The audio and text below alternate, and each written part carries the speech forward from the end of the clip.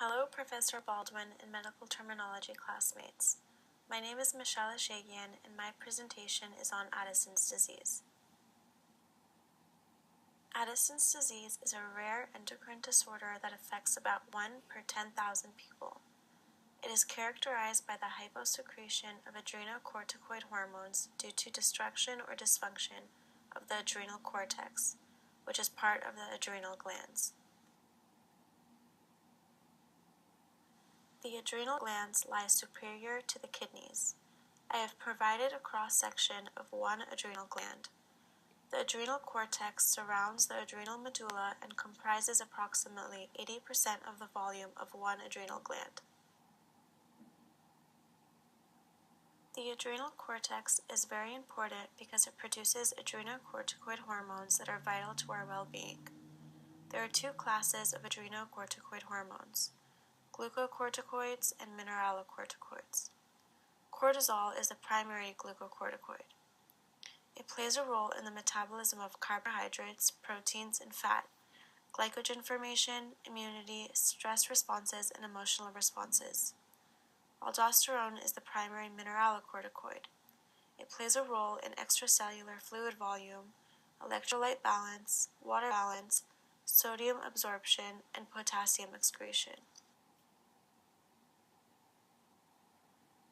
There are several possible causes of adrenal cortex destruction or dysfunction. The first is tuberculosis, an infectious bacterial disease that prominently attacks the lungs but often damages the kidneys, brain, and spine as a result. Autoimmune diseases can also cause adrenal cortex destruction. The immune system views the tissue as a foreign body and seeks to attack and destroy it. When cancer spreads to the adrenal glands, it causes destruction of the cortex as a result. Hemorrhaging can also cause destruction of the tissue because of the overwhelming flow of blood to the area. When the cortex is damaged, Addison's disease is the result. The symptoms for Addison's disease are very diverse and widespread. Symptoms usually develop slowly over several months. However, in some cases, such as an Addisonian crisis, signs and symptoms may appear suddenly. Symptoms include fatigue, weight loss, hyperpigmentation, decreased appetite, hypotension, gastrointestinal disturbances, hypoglycemia, muscle and joint pain, irritability, body hair changes, sexual dysfunction, hyperkalemia, and hypernatremia. This cartoon shows the widespread symptoms of Addison's disease in an adult female.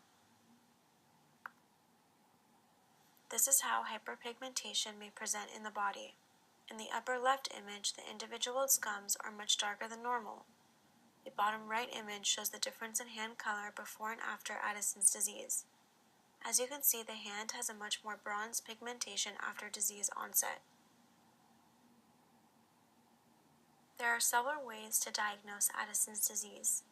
A blood test can be used to measure sodium, potassium, and cortisol levels. In an ACTH simulation test, synthetic ACTH is injected into the bloodstream to measure if cortisol output is limited or non-existent. Some physicians may have their patients undergo imaging tests, such as CT scans, to determine if there are any abnormalities with the adrenal glands. In chronic management of Addison's disease, patients may be prescribed oral corticosteroids such as hydrocortisone or corticosteroids injections. Patients are also advised to increase their sodium intake to maintain electrolyte balance. As I mentioned earlier, Addison's disease can present as an Addisonian crisis if it goes unnoticed or untreated. Further disregard of the disease can result in coma or death. It is important that individuals that present with signs of the disease get immediate help. Thank you. I hope that I have increased your awareness and knowledge of Addison's disease.